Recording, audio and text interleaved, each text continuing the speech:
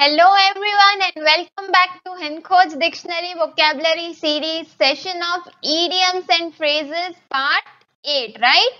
Part 1 to 7 आ चुके हैं, description में लिंक दी हुई है. Every one of you guys can refer in the description. आप डिस्क्रिप्शन पे रेफर कीजिए, सारे लिंक्स अवेलेबल हैं, आप वीडियोस देख सकते हो. तो आज का पार्ट 8 सेशन हम शुरू करेंगे. आज के सेशन में जो सबसे पहले हमने लिया है, कौन सा है वो? इस बार जो हमने लिया है वो फर्स्ट है bolt from the blue. Bolt from the blue का मीनिंग हुआ कोई अनएक्सपेक्टेड प्रॉब्लम, जिसे हम कहते हैं, इंग्लिश में हम कहेंगे उसे अनएक्सपेक्टेड प्रॉब्लम कोई आती है, जैसे सोचा नहीं है और सडनली कोई ऐसी प्रॉब्लम आ गई, अब हम bolt from the blue idiom and phrase का यूज कर सकते हैं. सेंटेंस देखते हैं, एग्जाम्पल में हमने कौन सा लिया है, एकदम क्लियर हो जाएगा. Company decided to appoint a Japanese manager as a president of the company. The decision came as bolt from the blue. क्या कहा जा रहा है? कंपनी ने क्या डिसाइड किया? एक जापानीज मैनेजर अपॉइंट करने का डिसाइड किया as a president of the company, right? As a president of the company, company ने डिसाइड किया कि वो एक जापानीज मैनेजर को अपॉइंट करेंगे. ऐसा कब हुआ?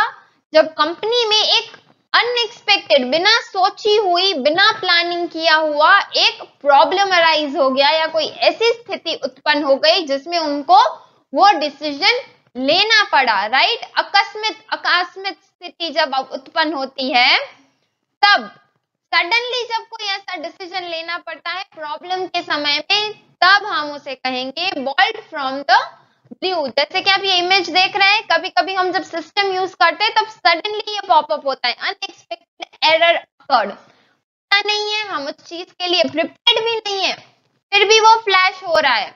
Unexpected problem, bolt from the blue.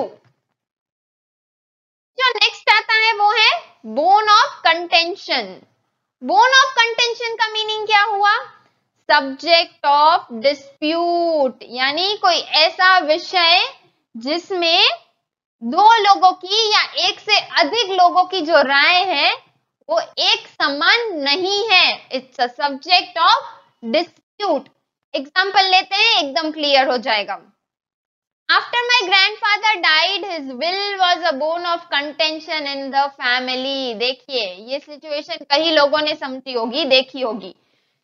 जब भी ग्रैंडफादर यानी घर के बड़े, दादाजी, दादी जी, दादाजी, यहाँ पे ग्रैंडफादर है यानी दादा, नाना, जब वो गुजर गए, after my grandfather died his will, यानी उनकी जो विल थी, विल कहा जाए तो उनकी कोई प्रॉपर्टी, जायदाद, धन दौलत, गहने, जो भी था, it was a bone of contention in the family.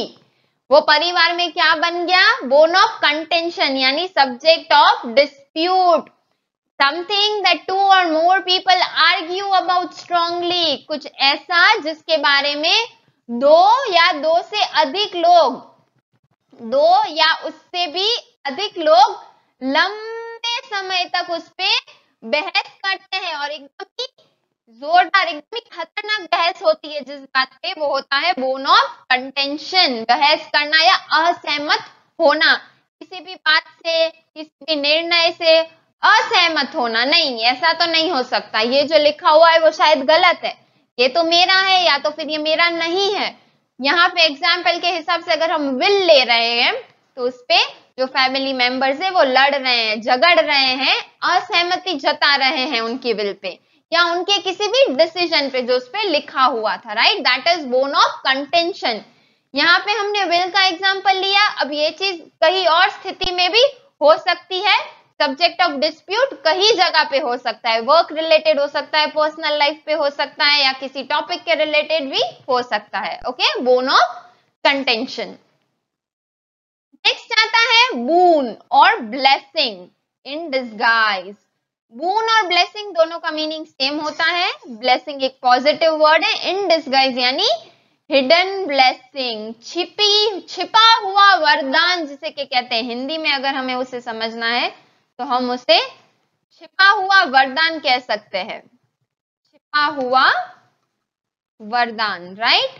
Boon in disguise, जैसे ऐसा idea, something that appears misfortune लेकिन उसके अनएक्सपेक्टेड बेनिफिट है, यानी कुछ ऐसा घटा है जो शायद अच्छा नहीं है, एक घटना घटी है जो अच्छी नहीं है, लेकिन उस बुरी घटना के पीछे अच्छा छुपा हुआ है आपके लिए, कोई अनएक्सपेक्टेड बेनिफिट है, तो वो होता है blessing in disguise, hidden blessing, छुपा हुआ। एग्जाम्पल के साथ समझते एकदम क्लियर हो जाएगा।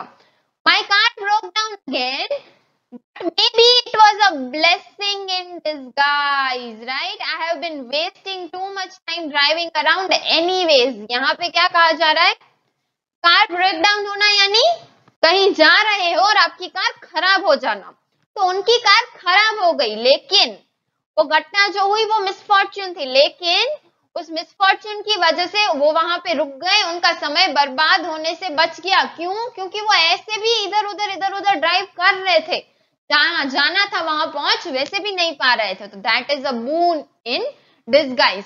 कई बार सिचुएशन होती है ना, हमें कहीं जाने के लिए लेट हो जाता है, काफी लेट हो जाते हैं, मिसफॉर्च्यून, लेकिन फिर हमें पता चलता है चलिए वो चीज तो कैंसिल ही हो गई, या फिर वहां पे कुछ ऐसा घट गया जो शायद अगर आप टाइम पे वहां पहुंच जाते तो उस घटना का आप हिस्सा बन जाते, जो कि अच्छा नहीं था। तो अच्छा हुआ उस दिन लेट पहुंचे, अच्छा हुआ उस दिन नहीं गए। कई सारे ऐसे इंसिडेंट्स होते हैं कई बार, that is a hidden blessing. तो उस समय हमें लगता है शायद सही नहीं है, लेकिन वही हमारे लिए बेस्ट होता है, सही होता है, right? Hidden blessings, blessings in disguise. Next आता है बॉसम फ्रेंड। जब भी हम ये बात कहते हैं he is my bosom friend, यानी ही और she is my fast friend, fast friend यानी जिगरी दोस्त, जिगरी दोस्त, बेस्ट फ्रेंड, बेस्टेस्ट, जिससे हम सब कुछ शेयर करते हैं, बहुत ही क्लोज रिलेशनशिप जिनसे होता है, तो आपको बेहद पसंद है, that is your bosom friend, fast friend. Example देखते हैं, she was my grandfathers bosom friend. क्या कहा जा रहा है, जो मेरे ग्रैंडफादर थे उनके ये बॉसम फ्रेंड थे, यानी जिगरी दोस्त थे, एकदम ही क्लोज थे वो लोग, हर बात को शेयर करते थे, एक दूसरे को काफी ज्यादा पसंद करते थे और उनका आपस में क्लोज रिलेशनशिप था, that is bosom friend.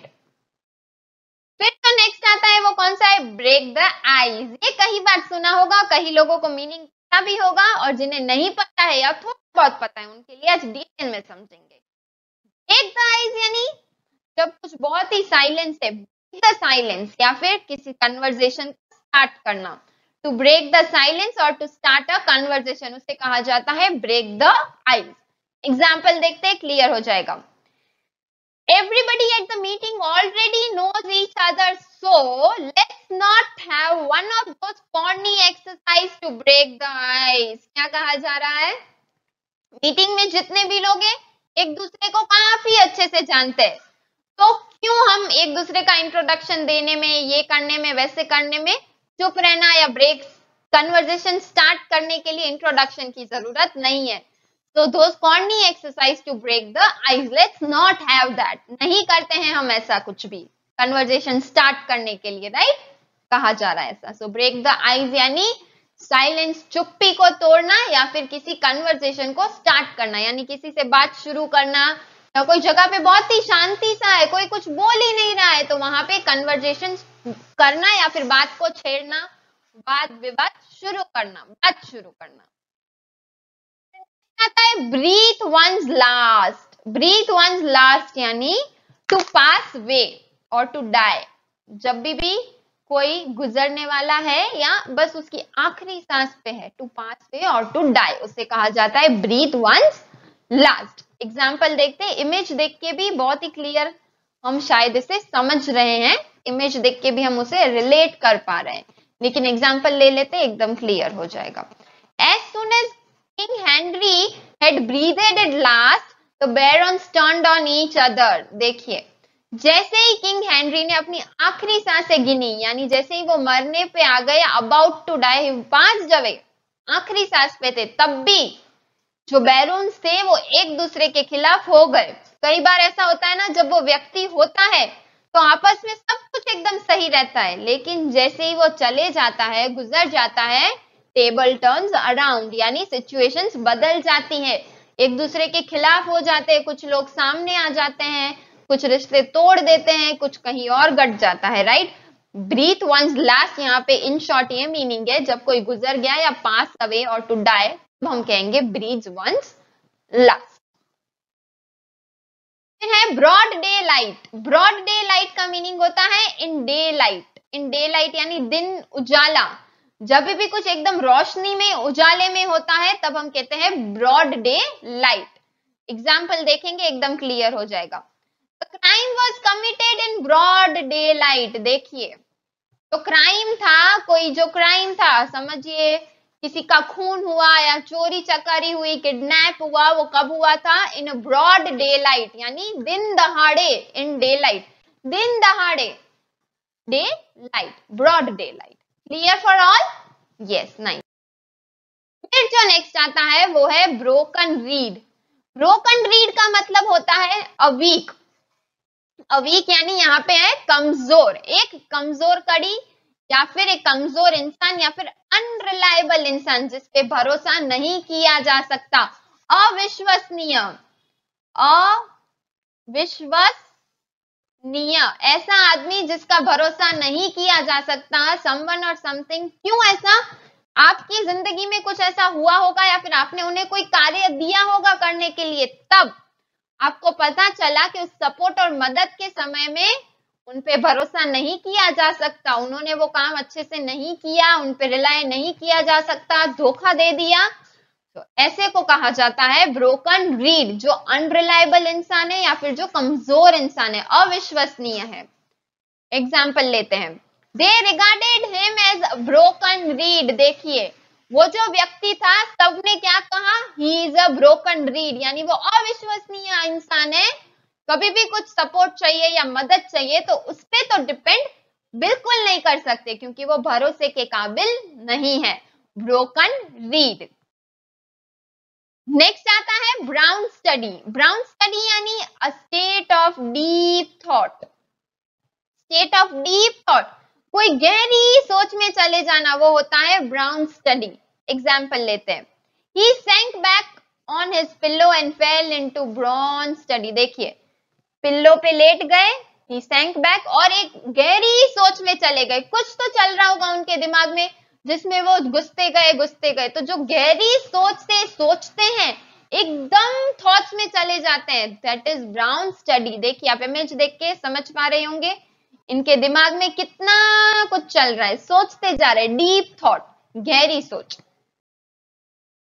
Next आता है bull in China shop. Bull in China shop यानी one who is out of place in dedicated situation, a person, ऐसा व्यक्ति who break things और who often makes mistakes, यानी जो चीजें तोड़ फोड़ कर देता है। पहला who breaks things, breaks, या फिर जो गलतियां करता है, मिस्टेक्स, या फिर डैमेज कॉज करता है। कैसे सिचुएशन में डैमेज कॉज करता है?